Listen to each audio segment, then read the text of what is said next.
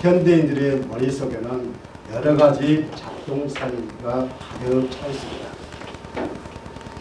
범람하는 정보와 생존하려는 온갖 수단 때문에 우리는 잠시라도 쉴 수 있는 시간을 가질 수가 없습니다. 때문에 현대인들의 삶 속에서 하나님의 존재가 끼어드는 그런 공간이 없다는 것입니다.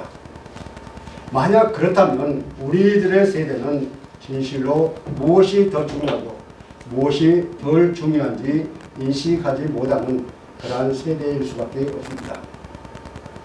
그러나 우리 그리스도인들은 현대사회의 온갖 그 작동산으로 인해서 하나님께 당연히 돌려야 할 것들, 예배와 말씀 전파와 경건 생활 등을 절대로 빼앗겨서는 안 된다는 것입니다. 오늘 본문을 보니까 아브라함이 언약의 증거로 희생 제물을 차려놓고 그 제물에 설계가 접근한 것을 막았다고 그렇게 말씀하고 있습니다. 설계는 주로 썩은 고기나 죽은 물고기를 먹기 때문에 희생 제물인 하나님 것을 빼앗기지 않기 위해서였습니다. 우리도 이처럼 하나님의 것은 절대로 빼앗겨서는 안 됩니다. 예레미야 11장 13절에 보면 세중에 너희가 가증히 여길 것은 이것이라. 이것들은 가증한즉 먹지도 말지니 곧 독수리와 설개와 물수리와 라고 말씀이 나옵니다. 그러면 설개라는 새는 가증한 것을 의미하고 있습니다. 그렇기 때문에 설개가 그 사체 위에 내릴 때에는 아브라함이 쫓았더라라고 오늘 말씀하고 있습니다. 곧 아브라함이 가증한 것을 쫓아냈다는 것입니다. 그렇다면 우리는 구체적으로 가증한 것을 의미하는 설계로부터 무엇을 지켜야 하는지 본문을 살펴보면서 함께 은혜를 나누기를 원합니다. 첫 번째로 신령한 예배를 지켜야 합니다. 아브라함이 설계를 지킨 것은 하나님께 드린 제물이었습니다. 하나님께 드린 제물을 설계가 뜯어먹도록 놔둘 수는 없기 때문이었습니다. 왜냐하면 제물은 오로지 하나님만이 흠양하셔야 하기 때문이죠. 이것을 볼 때 온전하고 신령한 예배를 드리기 위한 아브라함의 노력이었습니다. 이처럼 아브라함은 예배 중심의 삶을 살았던 사람입니다. 물론 그 당시에는 제사 중심의 삶이었지만 오늘 본문 9절을 우리 다 같이 읽겠습니다. 본문 9절입니다. 시작. 여호와께서 그에게 이르시되 나를 위하여 3년 된 암소와 3년 된 암소와 3년 된 수염과 참비둘기와 깃비둘기 새끼를 가져올지니라. 아멘. 여기서 나를 위하여, 이 말은 하나님이 아브라함과 맺으신 그 언약의 영원성을 확실하게 약속하며 동시에 이를 통해서 하나님의 영광을 받으시기 위함이었습니다. 3년 된 희생 제물은 충분히 성숙하고 아름다운 것, 즉 짐승 중에 가장 귀한 것들이었습니다. 이처럼 하나님은 희생 제물을 통해서 아브라함에게 당신의 언약의 신실성을 확인시켜 주셨습니다. 그런데 하나님은 아브라함에게 3년 된 온전한 제물을 바치되 작은 새는 쪼개지 않고 나머지 동물은 모두 반쪽을 내어서 쪼갠 후에 마주 대하여 보게 이렇게 놓으라고 말씀하셨습니다. 아마도 작은 새는 쪼갤 필요가 없을 만큼 너무나 몸치가 작기 때문에 반으로 쪼개지 않았을 것입니다.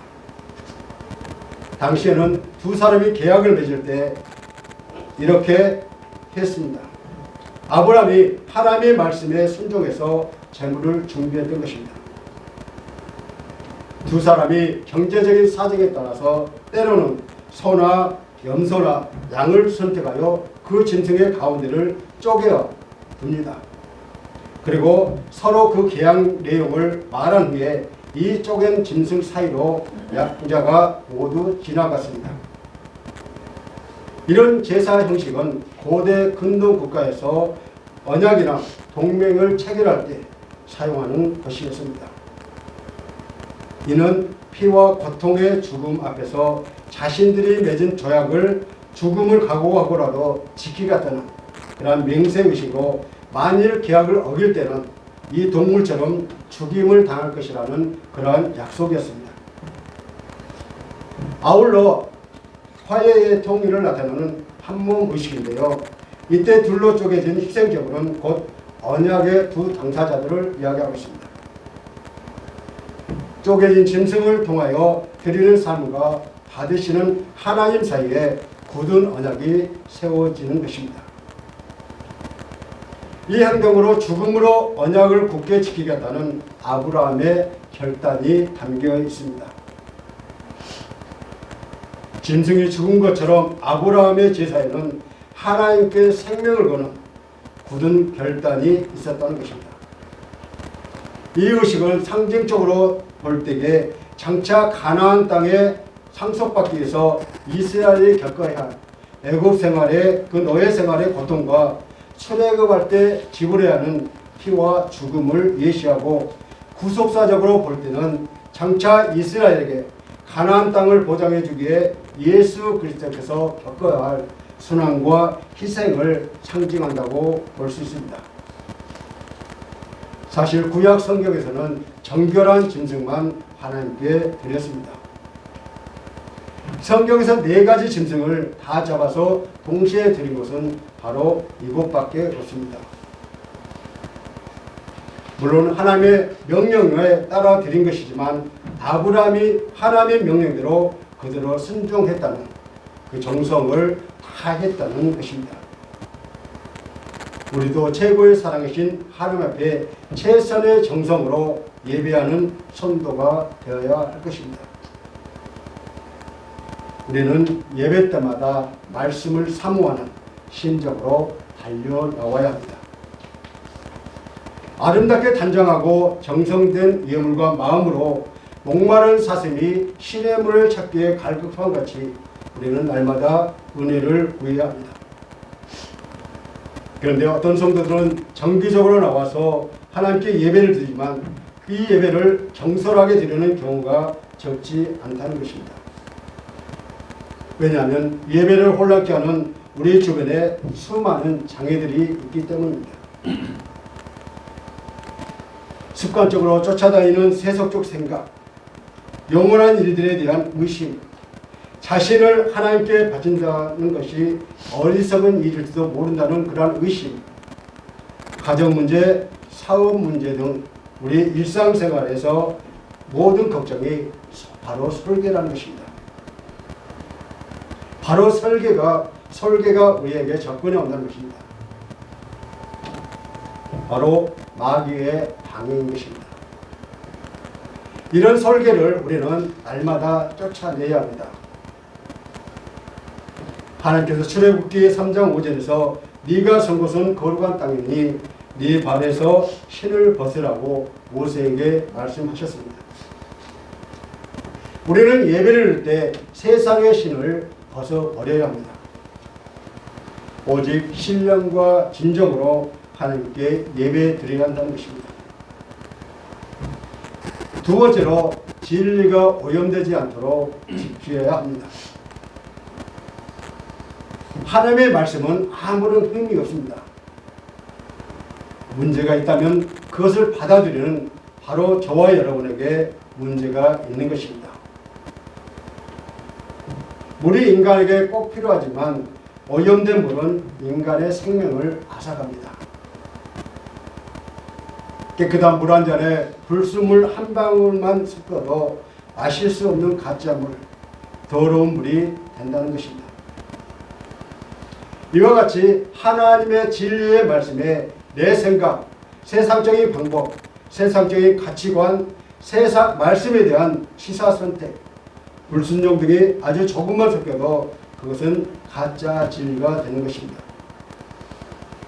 기독교의 진리에다가 인간의 철학이나 이단 교리를 섞어 놓으면 그때부터 오염된 진리는 더 이상 참된 진리가 될 수 없다는 것입니다.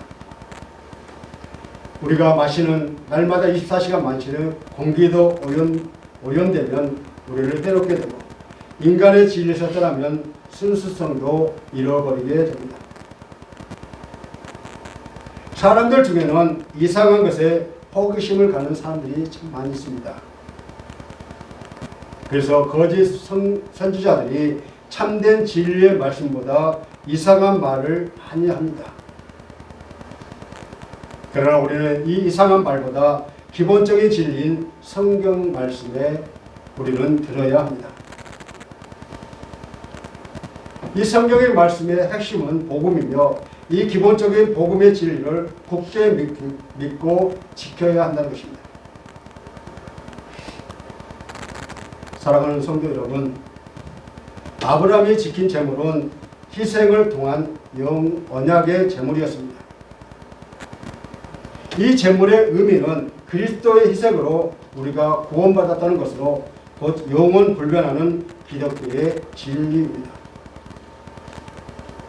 아브라함은 이 진리를 수호하기 위해서 이 일을 감당했던 것입니다. 이 예물을 준비했던 것입니다.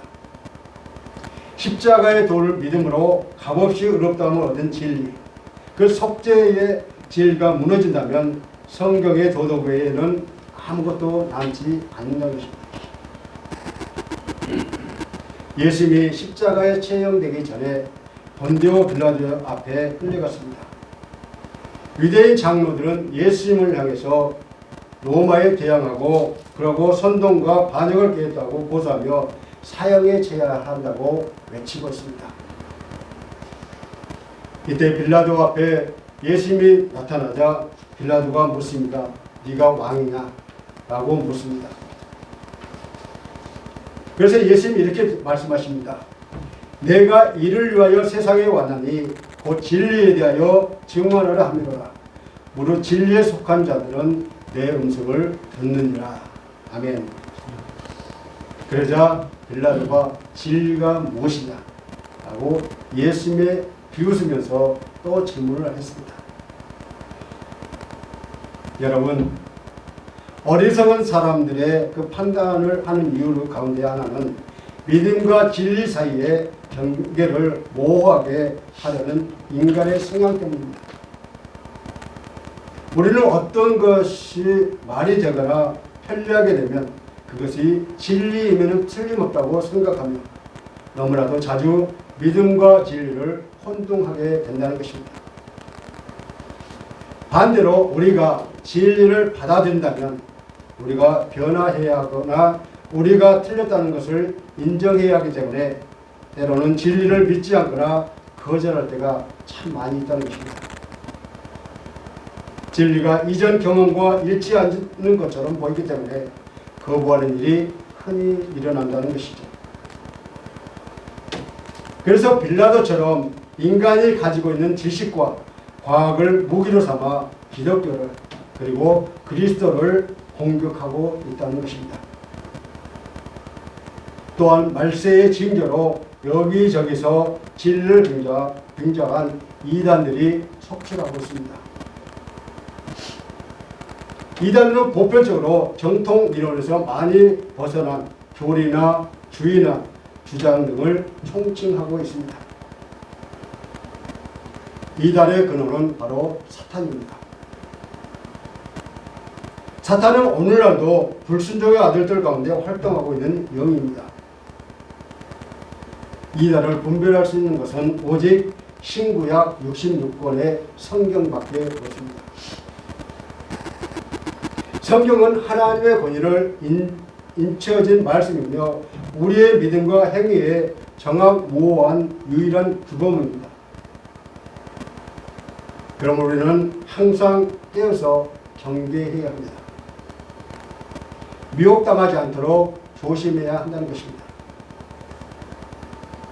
성경적 교훈이 바른 교훈이며 성경의 기본 교리들에서 명백히 이탈된 교훈, 즉 비성경적인 교훈은 이단인 것입니다. 진리를 미혹하는 그런 온갖 사단의 설계를 쫓아내므로써 오직 진리이신 예수 그리스도를 우리는 지켜야 한다는 것입니다. 왜냐하면 예수 그리스도의 말로 우리의 길이요 진리요 생명이시기 때문입니다. 세 번째로 경건한 생활이 변질되지 않도록 우리는 지켜야 한다는 것입니다. 아브라함이 번제를 드릴 때 설계가 와서 그 제물을 가로채려고 했습니다.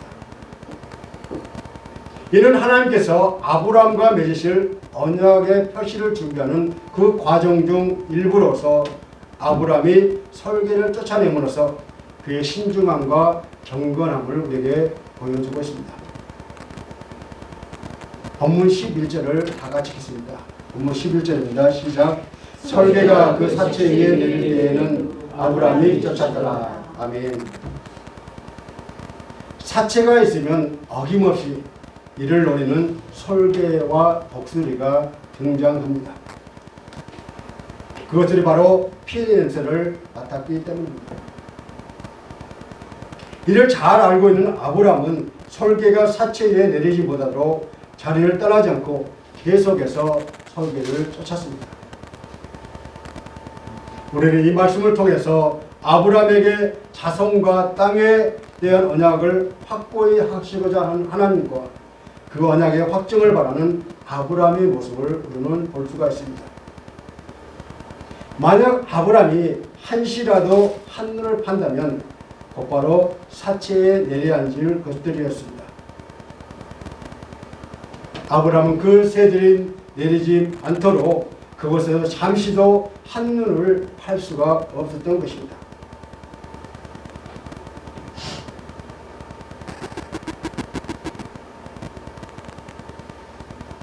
그런 상황이 빨리 지나갈 수 있는 한 가지 방법이 있다면 무엇입니까?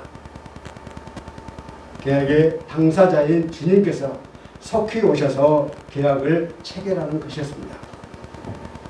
그러니 아브라함이 얼마나 간절한 마음으로 주님께서 속히 임하시기를 간절히 소원했겠습니까? 여러분, 설계는 마귀의 상징입니다. 그래서 설계가 피냄새를 맡고 내려와서 재물을 도둑질하려는 것은 원수 마귀 악한 것들의 관계라는 것입니다. 하나님이 아브라함을 통해서 이루실 언약식 제물 위에 하나님의 불이 내려와 성사가 시켜야 되는데 자꾸 설계가 내려옵니다. 설계가 제물을 가로채려고 허시삼담 기회를 노리고 있는 것입니다. 그러므로 우리는 마귀를 물리쳐야 합니다. 마귀는 우리가 주일 성수하는 그러한 마음, 우리가 성경 공부하려는 마음, 11조를 하려는 그러한 마음을 가로채려고 우리에게 날마다 덤벼들고 있습니다. 제사를 드리는 제물 위에 내리는 설계는 눈에 보이는 그러한 설계가 대부분이지만 오늘날 우리가 예배를 드릴 때의 설계는 눈에 보이지 않는 그러한 설계가 대부분이라는 것입니다. 아무튼 설계가 상징하는 것은 예배를 방해하는 원수라는 사실은 분명합니다. 그러니 우리도 아브라함이 다른 것이 조금 더 틈타지 못하도록 간절한 마음으로 주님을 기다렸던 것과 같이 우리도 그러한 마음을, 간절한 마음을 가져야 합니다. 마귀의 역사를 우리는 부지런히 쫓아내야 합니다. 이처럼 아브라함의 제사에는 지키려는 성령의 역사와 빼앗으려는 마귀의 역사가 있었던 것입니다. 설계는 언제 어느 때나 우리에게 다시 찾아올 수가 있습니다. 재물을 지키는 아브라함은 잠옷 긴장을 늦출 수가 없는 그러한 상태에 있었습니다. 왜냐하면 설계에 계속적인 공격이 있었기 때문입니다. 당시에는 희생제사가 흔히 종교의식으로 있었으며 사체 위에 내리는 새들은 이를 더럽히지 않도록 막아야 할 필요가 있었기 때문입니다. 아브라함의 이런 행동은 그가 하나님의 계시와 약속 앞에서 얼마나 철저하게 준비하고 있는지를 우리에게 보여주고 있습니다. 이런 아브라함의 자세가 바로 오늘날 저와 여러분의 자세가 되어야 할 줄로 믿습니다. 곧 영적인 긴장을 풀지 말라는 것입니다. 모든 생활이 하나님과 연결된 경건한 생활입니다. 그러므로 자신의 경건의 생활이 무너지지 않도록 우리는 노력해야 합니다. 우리는 기도와 찬송, 봉헌의 예물과 성경 읽기 등 생활을 방해하는 그 무엇이 있다면 우리는 과감하게 단절시켜야 합니다. 경건은 세상 속에서의 삶과 인간관계에서 드러나는 그리스도인의 자세를 의미하고 있습니다. 다시 말하면 우리는 하나님을 닮아가는 그런 삶을 살아야 한다는 것입니다. 우리의 신앙생활을 풀무에 연단된 금으로 믿음을 갈고 닦아 연마할 때 빛나는 것입니다. 우리 주변에는 수많은 불경건한 솔개들이 많이 있습니다. 그것들은 어떤 가면을 쓰고 나타나든 우리를 점령하지 못하도록 쫓아내야 한다는 것입니다. 그래서 불경건의 솔개들이 판치는 이 세대에 우리 자신을 오직 하나님께 산 제물로 드려야 할 줄로 믿습니다. 사랑하는 성도 여러분, 갈수록 예배에 대한 사모함이 퇴색되어가는 이 시대에 우리는 예배의 중요성을 다시 한번 새겨보고 하나님이 기뻐하시는 예배자로 회복되어져야 할 것입니다. 여러분은 하나님 아버지의 모든 말씀이 진리일 뿐만 아니라 우리 주님은 진리가 되시며 그분께서 보내신 주의 영 곧 성령님이 진리이심을 믿으십니까? 아멘. 이것을 믿으신다면 저와 여러분은 하나님께서 이 땅에 보내신 예수 그리스도의 생명 안에서 진리의 성령님을 충만하심을 통해 한없는 자유의 바다를 헤엄치게 되는 은혜를 경험하게 될 것입니다. 또한 하나님은 경건한 성도들을 사랑하셔서 그의 기도를 들으시고 응답해 주십니다. 하나님은 경건한 성도가 이 세상을 떠나는 날 하늘나라의 영광스러운 그런 반열로 세워주십니다. 그러므로 우리는 그리스도에 대한 뜨거운 사랑을 간직하시기를 바랍니다. 그러면 설교와 같은 잡동사니 세상 생각과 진리의 해방꾼들은 우리가 가지고 있는 뜨거운 사랑에 쫓겨갈 것입니다. 마치 파리가 뜨거운 서뚜껑에 앉을 수 없는 것처럼 이렇게 떠나간다는 것입니다. 말씀을 맺겠습니다. 창세기 15장은 하나님과 인간 사이의 언약관계를 보여주는 내용으로 하나님의 신실하심과 인간의 믿음 그리고 그 둘의 만남을 통해 이루어지는 의로움에 대해서 우리에게 가르쳐주고 있습니다. 또한 하나님의 언약이 일방적인 은혜에 기반함을 우리에게 보여주고 있습니다. 하나님께서 홀로 언약의 그 책임을 지신 것처럼 우리의 구원도 전적으로 하나님의 은혜로 이루어집니다. 우리는 이 은혜에 감사하며 이 은혜에 합당한 삶을 살아가야 할 줄로 믿습니다. 그러므로 가증스러운 것의 상징으로 나타나는 설계로부터 신령한 예배를 지키고 진리가 오염되지 않도록 지켜야 하고 경건한 생활이 변질되지 않도록 우리는 지켜야 한다는 것입니다.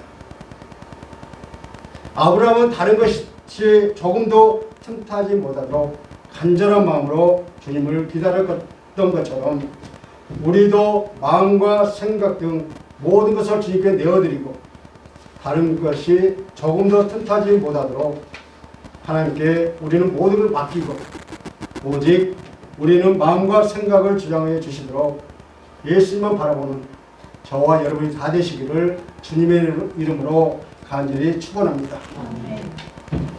나는 믿음 생활에서 설교가 틈타지 못하도록 날마다 간절한 마음으로 기도하고 있는지 잠시 묵상하시겠습니다.